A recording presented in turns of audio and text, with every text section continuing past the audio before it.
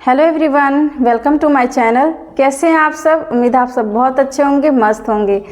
आज मैं आपको हाई स्कूल का अगला यहाँ पे पार्ट्स जो आपका नियंत्रण एवं समन्वय से है, मैं उसको यहाँ पे कवर कराने वाली हूँ। इसके पहले मैंने 2 पार्ट्स इसके ऑलरेडी कवर करा दिए हैं। तो यहाँ पे जो तीसरा पार्ट्स है, जो यहाँ पर हम जानेंगे, यहाँ पे जो ब्रेन के पार्ट्स हैं उनके बारे में जानेंगे। इसके पहले मैंने आपको यहाँ पर जो न्यूरॉन है, आपका न्यूरॉन को बताया, प्लस नर्वस सिस्टम को कितने भागों में बांटा गया है उसको मैंने बता दिया है। ठीक है, तो अब हम जानेंगे कि मस्तिष्क के जो भाग होते हैं वो कौन कौन से होते हैं।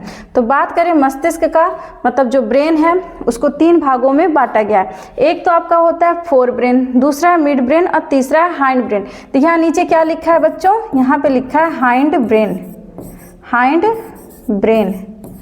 ठीक है, देखिए इस फोर ब्रेन को हम बोलते हैं अग्र मस्तिष्क। हिंदी में अगर आपको लिखना हो तो यहाँ पर, वैसे यहाँ पे अभी मैं आगे हिंदी में इंक्लूड किया है मैंने। ठीक है, इसको बोलेंगे अग्र मस्तिष्क। फिर मिड को यहाँ पर आपका हो जाएगा मध्य मस्तिष्क, मध्य मस्तिष्क, और ये हाइंड ब्रेन को बोलते हैं पश्च मस्तिष्क। ठीक है, तो ये इसको 3 भागों में बांटा गया है, अग्र मस्तिष्क, मध्य मस्तिष्क और पश्च मस्तिष्क। फिर यहाँ पर जो आपका अग्र मस्तिष्क है इसको फिर से 3 भागों में बांटा गया है, सेरिब्रम, थैलेमस और हाइपोथैलेमस। तो एक बात याद रखिएगा, देखिए जो सेरिब्रम चाहे थैलेमस या हाइपोथैलेमस है, इन तीनों को हिंदी में भी यही लिखते हैं। ठीक है, और मिड ब्रेन में आपका यहाँ पे ये सेरिबेलम यहाँ पे नहीं आएगा, यहाँ पर आपका आता है सिर्फ कार्पोरा क्वाड्रिजेमाइनम। ठीक है, तो सेरिब्रम जो सेरिबेलम है वो हाइंड ब्रेन का पार्ट है। तो याद रखिएगा, यहाँ पे देखिए 2 टर्म है, एक सेरिब्रम है और एक आता है सेरिबेलम। तो जो सेरिबेलम है वो कहाँ पाया जाएगा? इस हाइंड ब्रेन में। हाइंड ब्रेन में क्या पाया जाएगा? सेरिबेलम। और सेरिब्रम कहाँ पाया जाएगा? फोर ब्रेन में, सेरिबेलम। ठीक है, तो देखिए अब बात करें इस हाइंड ब्रेन की, तो इसमें भी 2 भाग हैं। कौन कौन से? सेरिबेलम और आपको यहाँ पे देखने को मिलेगा ब्रेन स्टेम, प्लस क्या पाया जाएगा? दूसरा भाग है इसका ब्रेन स्टेम। ठीक है, और ये जो ब्रेन स्टेम है फिर से 2 भागों में बटा हुआ है, एक जिसको बोलते हैं पॉन्स और दूसरा आपका होता है मेड्यूला ऑब्लोंगाटा, मेड्यूला ऑब्लोंगाटा। ठीक है, हम सबको एक एक करके डिटेल में फिर से सारा हम आपको एक एक करके सारे पार्ट्स यहाँ पे आपको समझाएंगे। तो यहाँ पर सबसे पहले हम ब्रेन के पार्ट्स को देखेंगे। तो पहले आप देखेंगे फोर ब्रेन। तो देखिए फोर ब्रेन को हम हिंदी में क्या बोलते हैं? अग्र मस्तिष्क बोलते हैं। क्या बोलते हैं? अग्र मस्तिष्क बोलते हैं। तो यह मस्तिष्क का सबसे बड़ा भाग होता है। अगर बात करें फोर ब्रेन की, तो पूरे आपके ब्रेन का, पूरे मस्तिष्क का सबसे बड़ा भाग कौन होता है? अग्र मस्तिष्क होता है, जो आगे वाला पार्ट होता है। फोर ब्रेन, यहाँ पर 4 रहेगा, FORE वाला। Fore brain has main 3 important part. ठीक है, इस मस्तिष्क के पास, मतलब जो अग्र मस्तिष्क है उसके भी फिर से 3 भाग हैं। मैंने अभी आपको यहाँ पे फ्लो चार्ट में दिखाया है, सेरिब्रम, थैलेमस एंड हाइपोथैलेमस। तो चलिए एक एक करके, सबसे पहले हम सेरिब्रम को जानेंगे, फिर थैलेमस, फिर हाइपोथैलेमस। तो यहाँ पर सबसे पहले हम किसको जानने वाले हैं? सेरिब्रम को। ठीक है, तो जो सेरिब्रम है, तो देखिए ये सब क्या करते हैं? ये सारे हमारी क्रियाओं को तो कंट्रोल, ब्रेन का काम ही क्या है कि सभी चीज़ों को कंट्रोल करना। चाहे आप सो रहे हैं, जग रहे हैं, खा रहे हैं, पी रहे हैं, एक्सक्रीशन, उत्सर्जन, मतलब जो आपका है डाइजेशन, जितनी भी प्रक्रियाएं हैं आपके शरीर में, सबको कंट्रोल करने का काम कौन कर रहा है? ये ब्रेन करते हैं। अब ब्रेन में भी कई भाग होते हैं, तो सबका अलग अलग काम होता है। तो कुछ सोचने का काम करेंगे, ठीक है, कुछ तर्क देने का काम करते हैं। तो यहाँ पर सबके अपने अपने काम है। तो यहाँ पर उसी के अकॉर्डिंग इनको कई भागों में बांटा गया है। तो जिसमें कि सबसे पहले आप किसको जानने वाले? फोर ब्रेन में, मतलब अग्र मस्तिष्क में हम जानने वाले हैं सेरिब्रम को। तो सेरिब्रम का काम क्या है? The cerebrum control somatosensory, motor, language, फिर आपका हो गया cognitive, thought, memory, emotion, hearing and vision. मतलब यह इंद्रियों से सूचना प्राप्त करता है। जैसे मान लीजिए कोई टच, कुछ भी आपको कोई भी सेंसेस हुआ, जो भी आपको सूचना इंद्रियों के द्वारा प्राप्त हुआ, जैसे त्वचा हो गया, आपका ईयर हो गया, आई, नोज। ठीक है, तो ये सब क्या है? सेंसरी ऑर्गन है। उनसे जो भी आपको सूचना प्राप्त हुआ उसका ये अर्थ बताता है, ठीक है, क्या बताएगा, अर्थ बताएगा, तथा शरीर को नियंत्रित करता है और सेरिब्रम स्मृति, तर्क और भावनात्मक नियंत्रण जैसे कार्यों में भी शामिल है। तो जैसे आप किसी से बात करते हैं तो वहाँ पर उसका कोई सामने वाला आपसे कोई बात कर रहा है तो उसके अकॉर्डिंग आपको क्या रिप्लाई देना है या फिर उसको क्या तर्क देना है, क्या जवाब देना है, तो ये सब कौन कंट्रोल करेगा, आपका यही सेरिब्रम करता है। सेरिब्रम को भी दो यहाँ पे 4 लोब में बांटा गया है। और एक बात और याद रखिएगा, देखिए जो सेरिब्रम होता है इसी को हम बोलते हैं ब्रेन ऑफ ब्रेन। याद रखिएगा, सेरिब्रम को हम क्या बोलते हैं, ब्रेन ऑफ ब्रेन, मतलब कह सकते हैं मस्तिष्क का भी मस्तिष्क होता है, कौन, आपका सेरिब्रम होता है। तो कभी क्वेश्चन आ जाता है कि ब्रेन ऑफ ब्रेन किसे बोला, क्योंकि देखिए यहाँ पे 2 टर्म आएंगे। आप जानते हैं ब्रेन ऑफ ब्रेन, एक पूछा जाता है मास्टर ऑफ मास्टर ग्लैंड, तो मास्टर ऑफ मास्टर ग्लैंड दूसरा है, लेकिन ब्रेन ऑफ ब्रेन किसे बोलेंगे, सेरिब्रम को बोला जाता है। और इस सेरिब्रम में भी देखिए आपने पहले पढ़ा 4 ब्रेन, 4 ब्रेन में आपने जाना पहला पार्ट उसका सेरिब्रम। सेरिब्रम के भी 4 लोब हैं, ठीक है, ये पूरा आपका क्या है, सेरिब्रम है। इस सेरिब्रम में देखिए इसके 4 लोब हैं। सबसे पहले आप आगे देखेंगे यहाँ पर, सबसे आगे की तरफ यहाँ पर ये है फ्रंटल लोब। फ्रंटल लोब मतलब जो फ्रंट के साइड में पाए जाएंगे। फिर पैराइटल लोब, ठीक है, जो साइड में इधर। फिर ऑसिपिटल लोब जो यहाँ पे आँख के पास पाए जाते हैं, और एक टेम्पोरल लोब, ठीक है। 4 लोब इसके हैं, कौन कौन से, फ्रंटल, पेराइटल, टेम्पोरल, ऑसिपिटल। इनका हिंदी में भी यही नाम होगा, frontal, parietal, temporal and occipital, ठीक है।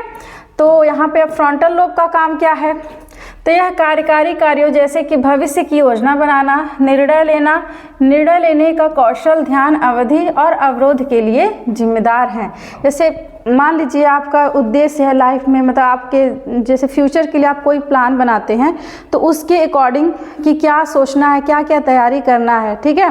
फिर प्लस आप उसके लिए कौन कौन से काम कर सकते हैं, तो ये सब जो भी सूचना है ये उसको कौन नियंत्रित करता है, या फिर किसी चीज़ की ध्यान अवधि कितनी देर तक है, तो उसके लिए जिम्मेदार होते हैं कौन, आपके जो फ्रंटल लोब है। मतलब उसको निर्णय लेना है, योजना बनाना है, ये सबको कौन नियंत्रित करेगा, फ्रंटल लोब। दूसरा लोब आपका आएगा पेराइटल लोब, जो आपको यहाँ पे दिख रहा है। तो यह क्या करेगा, यह संवेदी जानकारी, इसके पहले क्या था, जो आप भविष्य की योजना बना रहे थे उसके लिए उसको वो नियंत्रित कर रहा था, लेकिन अब यहाँ पे ये क्या करेगा, संवेदी जानकारी, जो आपको टच मतलब जो सेंस से, जो इंद्रियों द्वारा जो जानकारी मिल रहा है, जैसे आपका आँख हो गया, हाथ हो मतलब स्किन हो गया, नाक हो गया, कान हो गया, तो जितने भी संवेदी अंग हैं उनके द्वारा जो आपको जानकारी प्राप्त हो रहा है, जैसे स्पर्श हो गया, दबाव, दर्द, स्थिति, कंपन, तापमान, प्रसंस्करण, ठीक है, स्थानिक प्रसंस्करण और स्थानिक हेरफेर के कार्यों में भी ये शामिल होते हैं। कौन शामिल होगा, आपका पेराइटल लोब होता है। तीसरा इसका है, तीसरा लोब है टेम्पोरल लोब, ठीक है। यहाँ पे जो आपको दिख रहा है तीसरा लोब, जिसको बोलेंगे टेम्पोरल लोब। तो टेम्पोरल लोब का क्या काम है, temporal lobe managing your emotion, processing information from your senses, storing and retrieving memories and understanding language, ठीक है।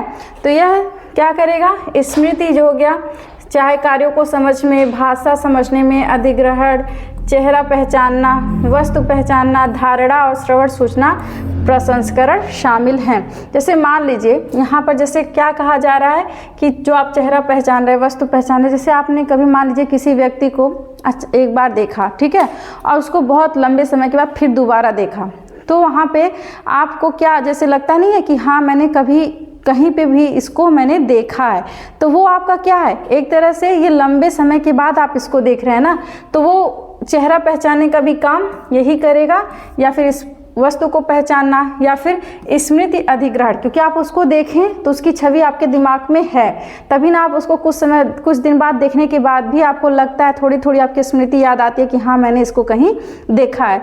तो वो जो कंट्रोल करता है, जो नियंत्रित करेगा, तो किसका काम है, इस टेम्पोरल लोब का, ठीक है। और लास्ट लोब है इसका क्या, occipital lobe.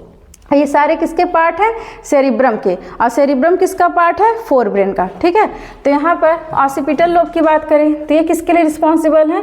Responsible for visual perception including colour, form and motion, मतलब यह रंग, रूप और गति सहित दृश्य धारण के लिए जिम्मेदार होते हैं। जैसे आप आंखों द्वारा कोई वस्तु को देख रहे हैं, ठीक है, लेकिन अब उनका जो कलर है, जो भी विजन है, उसको कौन बनाने का काम करेगा? उसको समझाने का, समझने का काम कौन करेगा? आपका यही जो ऑसिपिटल लोब है। तो यहाँ पे लास्ट में आप देख सकते हैं, यहाँ पर सबसे ये है ऑसिपिटल लोब। ठीक है, ऑसिपिटल मतलब ऑसिकल मतलब देखने से है। अब आप अगला यहाँ पर जो फोरब्रेन का अगला पार्ट था थैलेमस, क्योंकि इसके पहले मैंने आपको बताया था सेरिब्रम। अब हम सेरिब्रम के बाद जानेंगे थैलेमस को। ठीक है, तो ये ऊपर वाला पार्ट सेरिब्रम था और फिर उसके जस्ट नीचे यहाँ पे आपका है थैलेमस।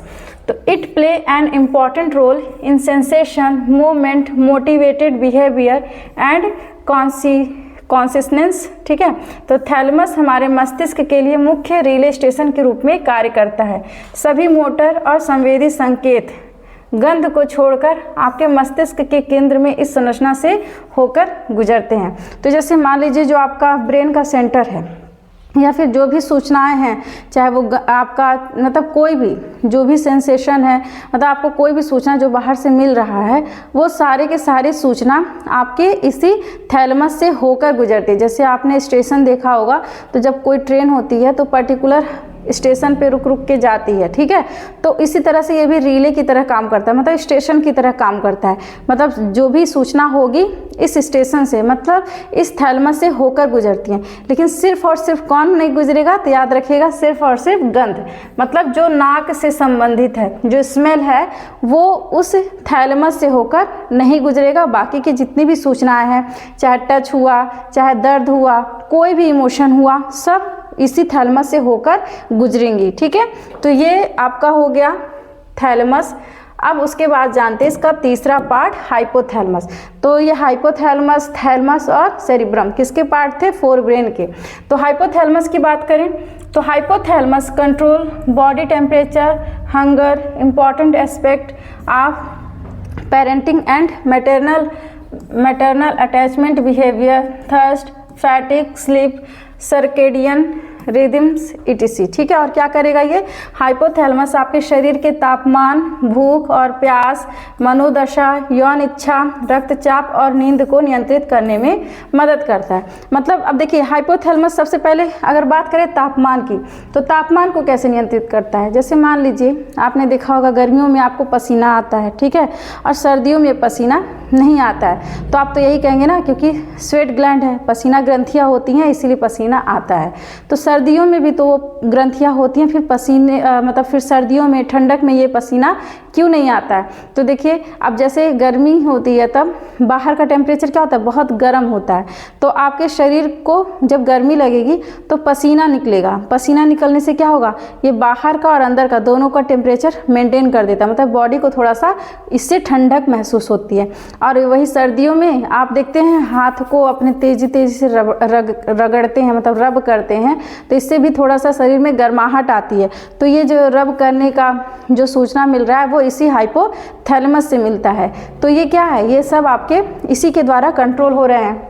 फिर उसका से जो आपको भूख लगती है, प्यास लगती है, ये भी कौन सूचना उसके लिए देता है? कौन इसको कंट्रोल करता है? आपका हाइपोथैलेमस। ठीक है, फिर रक्तचाप हो गया, नींद को भी नियंत्रित करने का काम हाइपोथैलेमस करता है। और एक बात और याद रखिएगा, हाइपोथैलेमस की बात करें तो हाइपोथैलेमस के नीचे एक ग्लैंड प्रेजेंट होती है जिसको बोलते हैं पिट्यूटरी ग्लैंड। कौन सी ग्लैंड प्रेजेंट होती है? Pituitary gland. तो देखिए, जो हाइपोथैलेमस है इसको कंट्रोल, जो हाइपोथैलेमस है इसको हम एक नाम से और जानते हैं, इसको बोलते हैं स्यूडो एंडोक्राइन ग्लैंड। क्या बोलते हैं? Pseudo endocrine gland. अब देखिए स्यूडो एंडोक्राइन ग्लैंड इसलिए बोला जाता है मतलब झूठा अंतःस्रावी ग्रंथि। अब देखिए आप सोचेंगे अंतःस्रावी ग्रंथि है मतलब ये हार्मोन का सिक्रेशन करेगा, तो ऐसा नहीं है। ये क्या करेगा, ये हार्मोन को सिक्रेट करवाता है, मतलब हार्मोन बनवाता है। तो यहाँ पर देखिए ये पिट्यूटरी ग्लैंड है, ये आपका एक एंडोक्राइन ग्लैंड है, ठीक है। अब पिट्यूटरी ग्लैंड से जो भी हार्मोन रिलीज होंगे, मतलब इस ग्लैंड को एक्टिवेट करने का काम करता है आपका हाइपोथैलेमस। तो इसीलिए इसको स्यूडो एंडोक्राइन ग्लैंड कहा जाता है, क्योंकि जितने भी एंडोक्राइन ग्लैंड हैं उन सब लगभग जितने भी हैं तो उनको एक्टिवेट करने का, उनको सक्रिय करने का काम कौन करता है, यही हाइपोथैलेमस। और आपको पता है पिट्यूटरी ग्लैंड को हम और किस नाम से जानते हैं, पिट्यूटरी ग्लैंड को जानते हैं मास्टर ग्लैंड। पिट्यूटरी ग्लैंड को और किस नाम से जानते हैं, मास्टर ग्लैंड। अब देखिए इस मास्टर ग्लैंड को चलाने का काम कौन कर रहा है, हाइपोथैलेमस। तो इसीलिए हाइपोथैलेमस को किस नाम से जानते हैं, master of master gland, master of master gland, ठीक है। तो याद रखिएगा मास्टर का भी मास्टर कौन है, हाइपोथैलेमस। क्यों, क्योंकि भाई ये क्या कर रहा है, एक मास्टर को चला रहा है, तो ये मास्टर का भी मास्टर हुआ कि नहीं। तो यहाँ पे 3 टर्म याद रखिएगा। सबसे पहले आपको मैंने ब्रेन ऑफ ब्रेन बताया था जो सेरिब्रम था, ठीक है। और मास्टर ऑफ मास्टर ग्लैंड आपका कौन था, हाइपोथैलेमस। प्लस इसको और किस नाम से जानते हैं, स्यूडो एंडोक्राइन ग्लैंड, मतलब झूठा अंतःस्रावी ग्रंथि बोलते हैं, ठीक है। तो ये है आपका हाइपोथैलेमस। अब हम जानते हैं मिड ब्रेन। तो आपने 4 ब्रेन के सारे पार्ट समझ लिए, अब हम समझेंगे मध्य मस्तिष्क। तो the mid brain is control particularly eye movements and processing of vision and hearing. मतलब मध्य मस्तिष्क क्या करेगा, विशेष रूप से आँखों की गति और दृष्टि और श्रवण के नियंत्रण की प्रक्रिया शामिल है। मतलब जैसे आँखों की दृष्टि का मतलब क्या है, जैसे आँखों की गति का मतलब क्या है, ये थोड़ी है कि आपकी आँखें चलेंगी, ऐसा नहीं है। जैसे मान लीजिए सामने आप किसी से बात कर रहे हैं या किसी चीज़ को देख रहे हैं, तो वहाँ पर आप अपने आँखों को अलग अलग शेप देते हैं, ठीक है। तो वो भी कौन नियंत्रित करता है, आपका यही जो मध्य मस्तिष्क है। इसको भी 2 भागों में बांटा गया है। तो एक आपका आता है कार्पोरा क्वाड्रिजेमाइना, दूसरा है सेरिब्रल पेडंकल, ठीक है। सेरिबेलम नहीं आएगा, कौन आएगा, सेरिब्रल पेडंकल आता है। अब जानते हैं फिर तीसरा पार्ट, मस्तिष्क का सबसे लास्ट पार्ट हाइंड ब्रेन। इसके पहले मैंने 4 ब्रेन बताया, 4 ब्रेन के बाद आपने जाना मिड ब्रेन। अब हम जानेंगे हाइंड ब्रेन, पश्च मस्तिष्क, ठीक है। तो it control a body balance, यह क्या करेगा, ये हमारे शरीर का संतुलन बनाए रखता है। कैसे, क्योंकि देखिए हाइंड ब्रेन जो है इसके नीचे आपको पता है सेरिबेलम और ब्रेन स्टेम पाया जाएगा। और ये जो ब्रेन स्टेम है यही क्या करेगा, यही आपके स्पाइनल कॉर्ड से मस्तिष्क को जोड़ने का काम करता है। तो एक तरह से कह सकते हैं इस मस्तिष्क का पूरा भार आपके इसी हाइंड ब्रेन और आपके जो ब्रेन स्टेम है उसी पे ही टिका हुआ है। इसीलिए क्या करेगा, हमारे पूरे शरीर का एक तरह से संतुलन बनाए रखता है। It is divided into 2 parts, ये भी 2 भाग में डिवाइड होते हैं। पहला है सेरिबेलम, दूसरा है ब्रेन स्टेम, ठीक है। तो सबसे पहले हम जानेंगे सेरिबेलम को। तो सेरिबेलम क्या है, the cerebellum is primarily responsible for muscle control including balance and movement.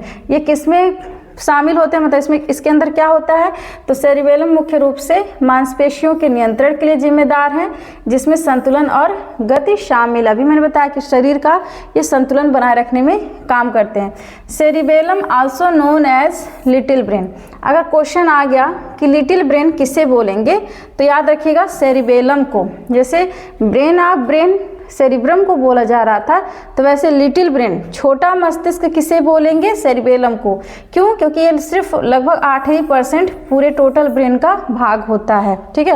मतलब सेरिबेलम को छोटा मस्तिष्क भी कहते हैं।